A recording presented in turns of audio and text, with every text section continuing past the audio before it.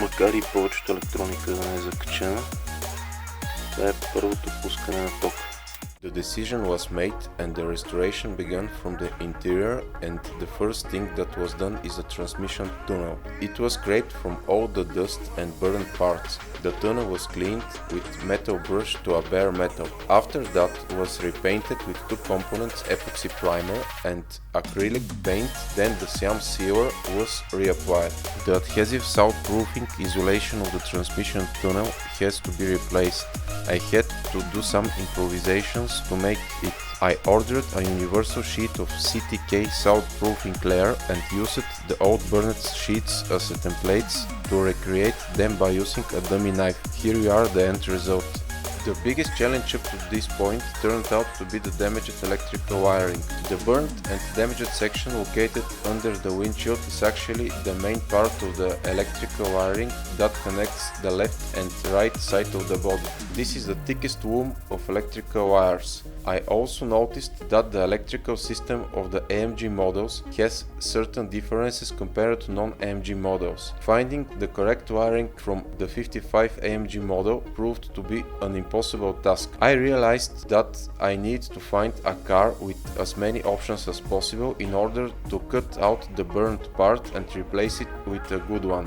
This of course proved to be a challenging task, as the cable harness consisted over 300 wires and each electrical circuit had to be traced and checked for the correct connection. Furthermore, this had to be done according to all requirements, ensuring that the wire thickness and cores are matched and the connections are reliable. For this purpose, all the cables were securely mechanically connected, then soldered. An isolating head shrink tube was placed over each connection, followed by an additional layer of soft insulating tape. This process took over 3 months. During that time, the internal body was cleaned and insulation was also replaced. Макар и повечето електроника да не е закачена, това е първото пускане на ток.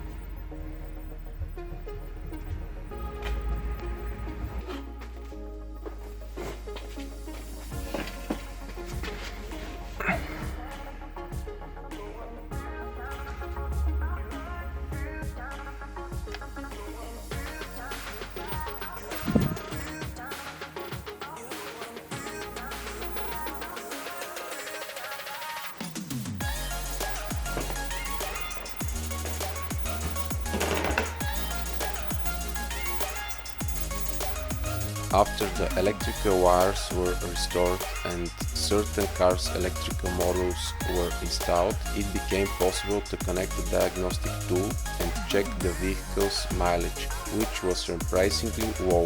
The next thing I did was to replace the damaged window regulators and windows on the right side. This turned out to be quite a complex task, as the car has frameless windows and the gaps need to be made very precisely. Смяна стъкло на CLS. Предно стъкло. Беше се разпаднала тук цялата работа, скъсани жила и така нататък, и смяна стъкло. Казаха ми, че нямало да се справя, защото било много трудна работата. И сега ще направим една пробичка.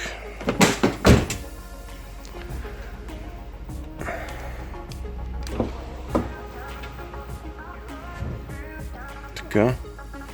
Луфтовете отгоре до долу са еднакви.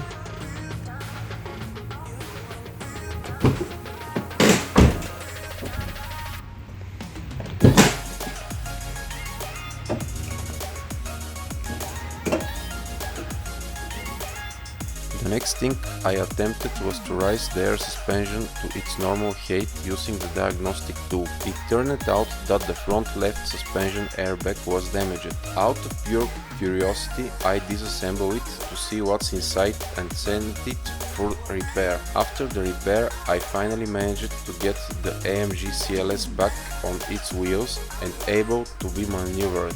I moved it to a safe location and both bodyguards took their positions. You might be wondering why I'm suspending the project Phoenix. Well, something very interesting is coming. Are you curious about what it might be?